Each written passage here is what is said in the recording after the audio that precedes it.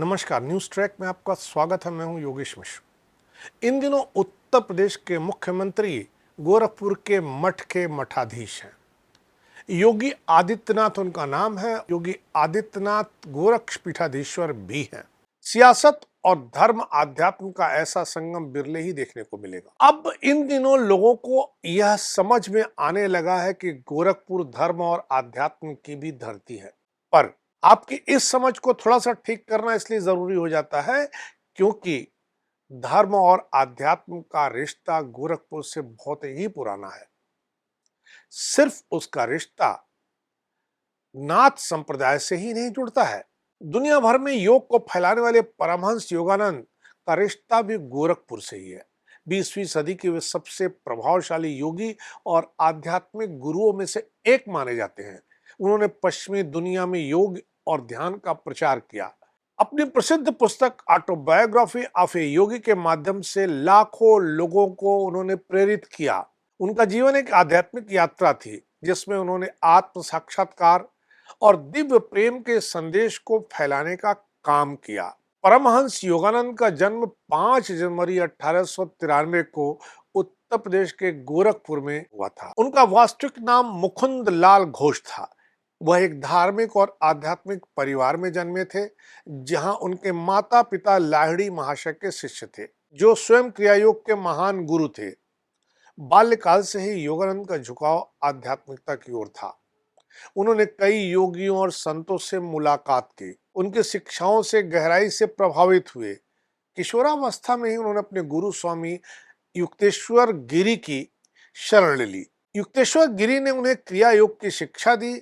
उनके जीवन के प्रेरक प्रसंगों में से एक उनकी पुस्तक योगी कथामृतम में मेरे गुरु के आश्रम की कालावधि नामक प्रकरण में मिलता है, जहां उन्होंने श्री रामपुर स्थित अपने गुरु के आश्रम में सन्यासी प्रशिक्षार्थी के रूप में बिताए गए जीवन के रोचक क्षणों का वर्णन किया है।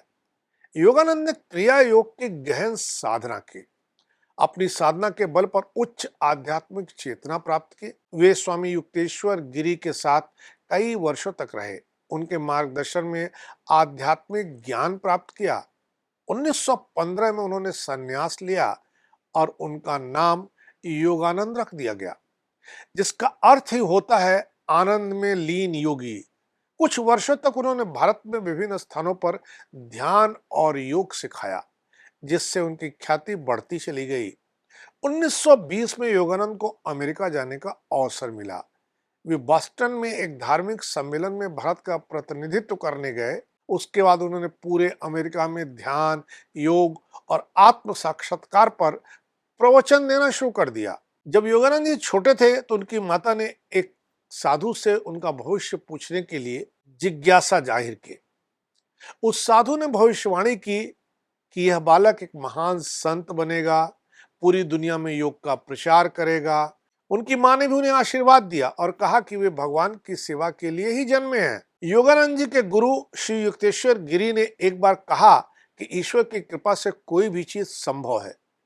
एक दिन योगानंद जी को किसी दुर्लभ फल खाने की इच्छा हुई। वह फल उस मौसम में उगता ही नहीं था, उपलब्ध भी नहीं था। जब उन्होंने यह इच्छा अपने गुरु से साझा की तो कुछ ही देर में एक अजनबी वह दुर्लभ फल लेकर उनके पास आ गया।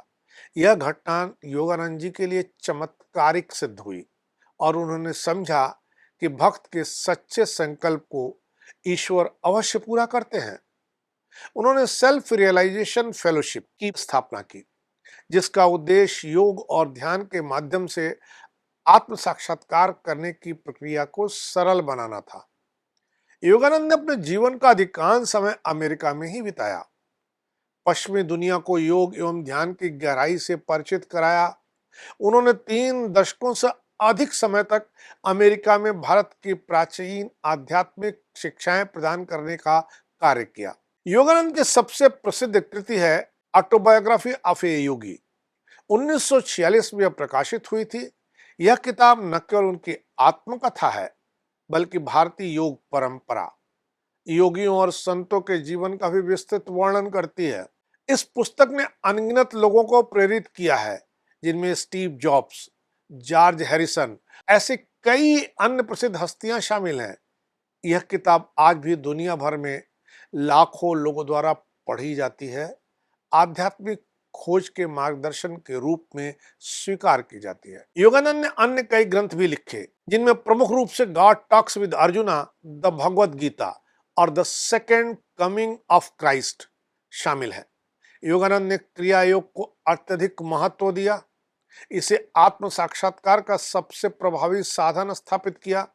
क्रिया योग एक प्राचीन ध्यान तकनीकी है जो प्राणायाम, ध्यान और आध्यात्मिक साधना का संयोजन है। क्रिया योग एक ऐसी व्यापक जीवन शैली है जिसे आत्म साक्षात्कार का वायुयान मार्ग कहा जाता है।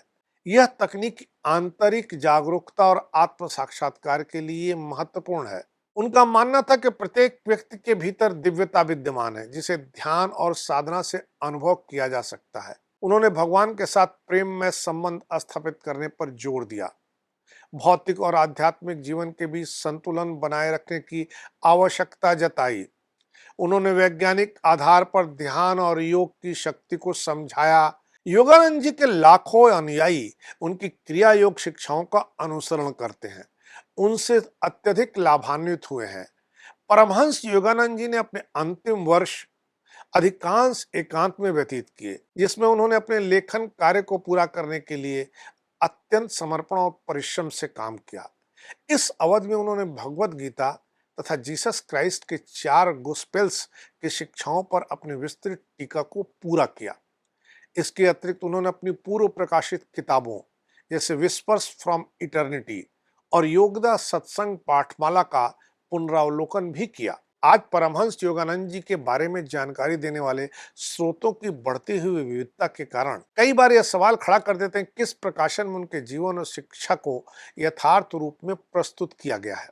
ऐसे में यह जानना जरूरी हो जाता है कि परमहंस जी ने अपनी शिक्षाओं के प्रचार और भावी पीढ़ी के लिए उनकी शुद्धता और सत्यनिष्ठा को सुरक्षित रखने के लिए योगदा सत्संग सोसाइटी सेल्फ रियलाइजेशन फेलोशिप की स्थापना की। योगदा सत्संग सोसाइटी ऑफ इंडिया द्वारा प्रकाशित उनकी सभी किताबों पर इस सोसाइटी का होलोग्राम भी लगा मिलेगा। यदि किसी पुस्तक पर यह होलोग्राम मौजूद है तो पाठक आश्वस्त रह सकते हैं कि इसका प्रकाशन परमहंस योगानंद जी द्वारा स्थापित संस्था ने ही किया है। इसमें प्रस्तुत साहित्य और उनकी शिक्षाओं को उसी शुद्धता और सटीकता के साथ संकलित किया गया है जैसा कि वे स्वयं चाहते थे।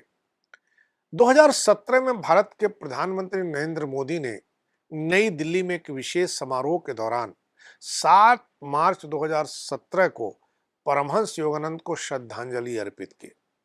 इस अवसर पर भारत सरकार ने योगदा सत्संग सोसाइटी की 100वीं वर्षगांठ के उपलक्ष्य में एक डाक टिकट भी जारी किया। इस तिथि का चयन परमहंस जी की महासमाधि की वर्षगांठ के रूप में किया गया था। अपने प्रेरक संबोधन में प्रधानमंत्री नरेंद्र मोदी ने उन्हें भारत के सबसे महान योगियों और शिक्षकों में से एक के रूप में सम्मानित किया। उनकी शिक्षाओं को आधुनिक विश्व में भारत की आध्यात्मिक विरासत का महत्वपूर्ण प्रतीक बताया। योगानंद ने 7 मार्च 1952 को लॉस एंजलिस में महाप्रयाण किया। एंजलिस में एक आध्यात्मिक सभा में उन्होंने अपने गुरु और भारत के बारे में बोलते हुए जय हिंद कहा और उसी क्षण ध्यान मुद्रा में उनका शरीर स्थिर हो गया।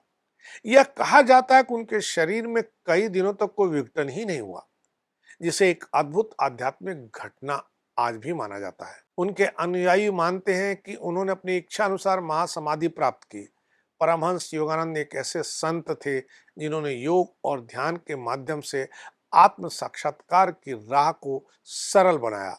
उनकी शिक्षाएं आज भी दुनिया भर में लाखों लोगों को प्रेरित कर रही हैं। परमहंस योगानंद जी के बारे में जानने के बाद आपको यह यकीन तो हो ही जाना चाहिए कि गोरखपुर सिर्फ नाथ संप्रदाय के लिए ही नहीं है, गोरखपुर धर्म और आध्यात्म के लिए उर्वर है और धर्म और आध्यात्म की शिक्षाएं, योग का प्रचार प्रसार, इन सब का श्रेय अगर किसी एक जगह को देना हो तो निश्चित तौर से उसमें गोरखपुर का नाम जरूर आना चाहिए, क्योंकि गोरखपुर में ही गीता प्रेस ने दुनिया भर में धर्म और आध्यात्म के प्रचार प्रसार के अवसर उपलब्ध कराए, घर घर मानस पहुंचाया। तो योगानंद नाथ संप्रदाय और गीता प्रेस, इन सबको मिलाइए तो धर्म और आध्यात्म का वह शिखर दिखता है, जिस शिखर पर खड़े होने के बाद गोरखपुर और उसके आसपास रहने वाले लोग इतरा सकते हैं। इस बार इतना ही। अगली बार फिर मिलेंगे किसी नए सवाल पर नए ढंग से बात करने के लिए। तब तक के लिए नमस्कार।